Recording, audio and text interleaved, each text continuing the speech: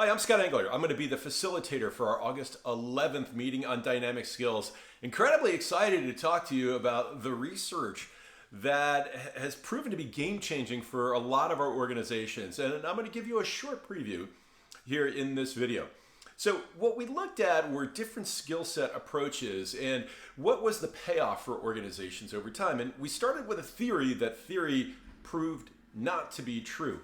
So the big background is obviously the shifts that are happening to our organizations are requiring giant sort of tectonic, shifts in the plates that underpin our workforces. And we keep seeing again and again workforces that are unable to keep up with the pace of business change. And most of the problems we heard have been about a reactive approach, where we're late to the game, trying to get skills after decisions have already been made, never quite getting there, digital transformations not happening, in companies in many cases being left behind. And we started out with a hypothesis that the solution here would be a much more predictive model, where we could get predictive around skill sets, and that would allow us to build toward the future and then give us a competitive advantage. Well, we found two things. Number one, the reactive approach wasn't working. Just over 50% of the skills that we're teaching our organization are actually being applied within a year, and that flatlines. In other words, we're not getting much uptake relative to the investment that we're making. And we had hypothesized that this predictive approach would give us a higher trajectory, a bigger payoff.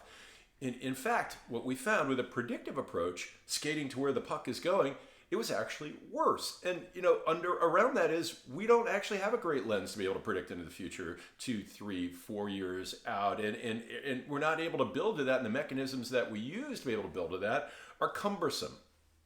And so a lot of our organizations are finding that a predictive approach is actually worse, and that's exactly what we found in the research.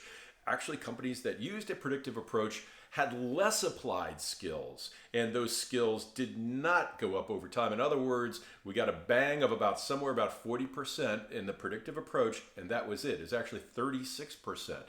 And so now we're left saying, well, what else could work? So I'll contrast the predictive approach and the reactive approach with a dynamic approach, a course corrective approach, a highly responsive approach. Now, the analogy we heard is skate to where the puck is going. The other analogy I'll use here is the America's Cup problem. The America's Cup problem is, even though you design a boat in a certain way with certain parameters, when the racing starts, you start to learn new things. And this happened in 2013 for people who might be familiar. And Oracle, which was the reigning champion at that point, had a huge lead in all of the technical advantages, except for one. They were racing in the finals against Team New Zealand, and these catamarans go so fast they can actually get up in the air on foils, hydroplane. And while the Kiwis and Oracle were able to get up on their foils downwind, only the Kiwis could sail upwind, get enough speed and have enough skill to sail upwind, and they were winning. And they were up 8-1, and it was a race to 9 wins. And so Oracle really had their backs up against the wall. In every night, they would go back and look at their strategy. They would look at their boat, shift weight around, get their sailors out into the water, try different tacking maneuvers and different skill sets. And again, they fell short until the very breaking point came.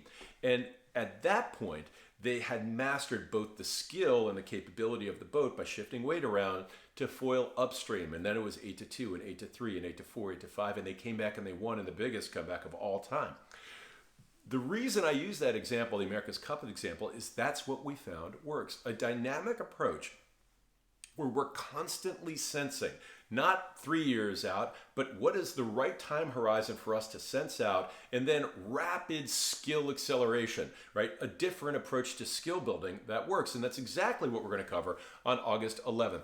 A different approach to sensing, creating transparency with the organization, and then being able to fast cycle skills into the organization and able to make competitive moves at the speed of business. So if you have any questions, you can shoot me an email at scott.engler@gartner.com. I'm excited to talk to you about our research. It is, for many of our organizations, really game-changing, especially given everything that's happened right now. So enjoy your next week or so, and look forward to seeing you on August 11th.